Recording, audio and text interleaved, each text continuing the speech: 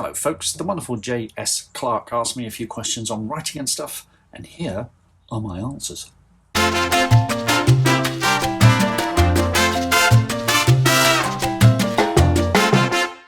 I always wanted to make things up, play acting. I think that's what a lot of creativity is, make believe. Didn't have many books in the home, but we went every week to the library. The Star Wars novelisation was a gateway drug to science fiction, and then it was Harry Harrison's Stainless Steel Rat, and then Douglas Adams, and then Terry Pratchett and Robert Rankin. I was probably also the only kid who regularly checked out books on what to do in a nuclear war. It was the early 80s, and it was disturbing.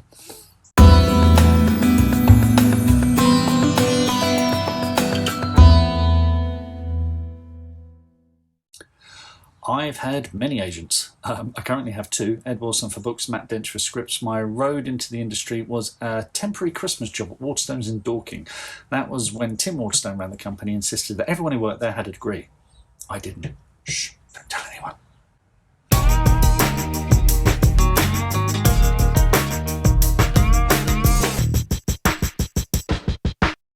I do work full-time, very luckily to be able to do that. I worked in bookselling and publishing for over 25 years, bookseller at Waterstones, then a sales rep for a couple of publishers, and then looking after Amazon for Orion.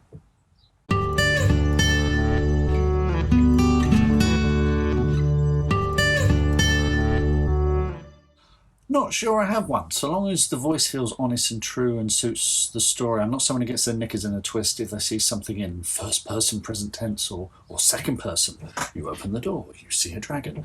Just tell me your story in your voice. That's the important thing.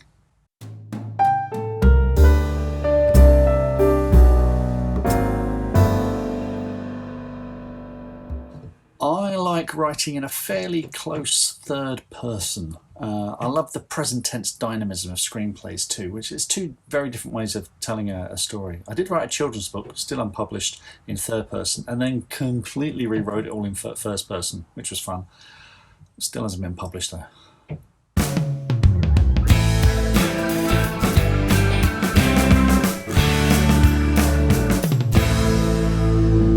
Two things there really. I mean, the cover is what draws you in and makes you want to pick the thing up, and I am a sucker for a great cover, which is why I'm blessed with the covers I've got from the wonderful Harry Goldhawk.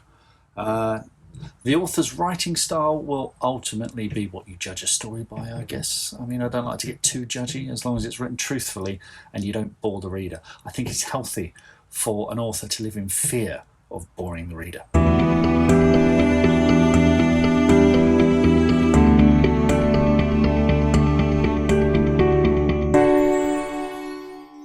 Agents ask two questions. Do I love it? Can I sell it? And if you can answer both those, you're fine. Finding the right agent is like dating, only the odds are more stacked against you. Just persist and remind yourself of how many times people have been rejected before finding success. Persistence is so important in this business, and I really, really, really mean that.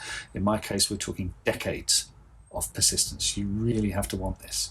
As for querying, keep it short and sweet and honest, and be patient. Especially now, agents are still playing catch up after lockdown, and there's no magic combination of words that will get you repped in a covering letter. It's all about your writing.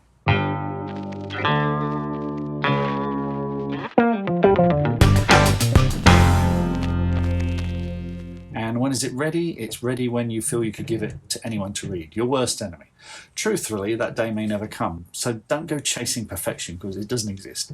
Get it as good as you can possibly make it. I know my stuff is ready when I go word blind. I can't tell good from bad anymore. Then I send it to beta readers and get some feedback and perspective.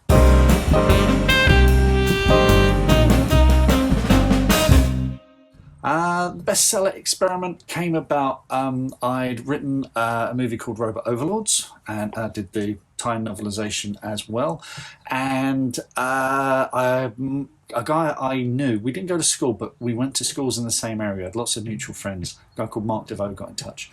And he said, "This is amazing, you've written a book, you've written a film."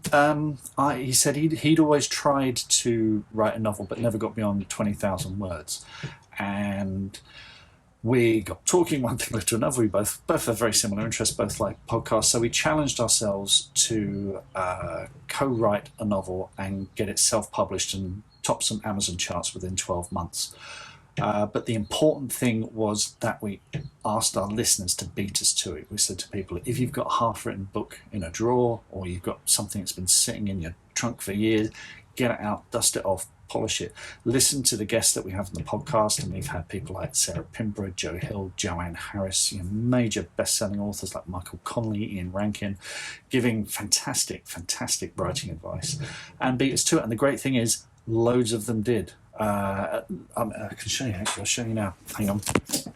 Let's see the shelf here. These are all the people that have listened to the podcast, and because of some advice they heard on the podcast, they got published. And that's the best thing we ever could have done. Just the fact that all these people have managed to get their books out there because of something they heard on the podcast is just amazing to me. And it's why we keep going. We're nearly 5 years old now. 5 years old in October 2021.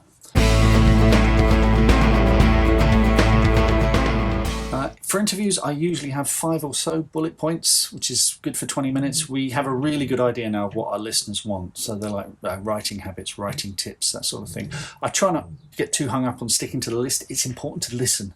Your guest will take you to places you never imagined if you let them. I used to listen to music a lot. I used to have specific playlists. I'm too old now. I need silence. I wrote Back to Reality with Disney Pixar scores and the score to La La Land and The End of Magic.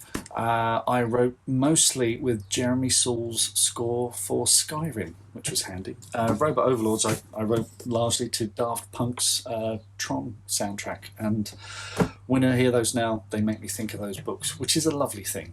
But yeah, at my age, I need the sound of silence.